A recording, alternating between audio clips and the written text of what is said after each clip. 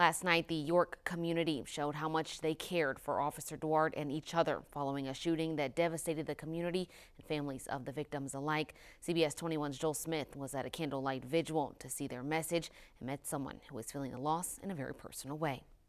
This here is where Officer Duarte would come to work since 2022. Tonight is where so many people came to pay their respects.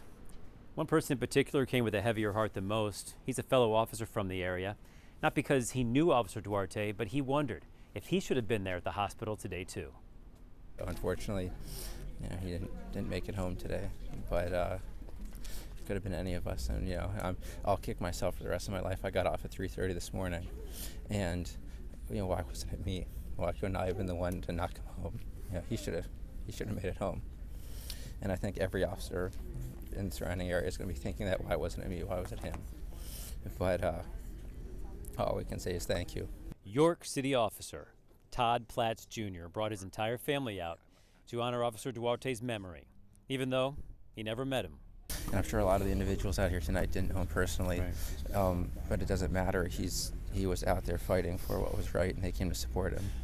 We're like a family here. We're small, we're strong, but we have heart. Dozens came out here tonight to show that heart with their candles, with their presence, and with their prayers. Where God says, just because you believe, do you think you won't be tested? Is this not the greatest test? As we learn to live in this world that no longer contains Andrew, we ask for your promise of peace and your love for his family and friends as they walk through this path. Officer Duarte's time with this police department was about 2.5 years. But his impact could be forever.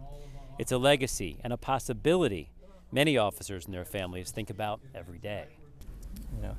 These little ones, they can't be more proud to wave goodbye as I go to work, and I know I might not come home, but it's that's Derek's dream right now, is he wants to be a police officer next, and of course I'm scared to death of that because I know I need him to come home, but what are you going to do? We got to make our community better and make our state better and make our country better. So we're trying. In West York, Joel D. Smith, CBS 21 News.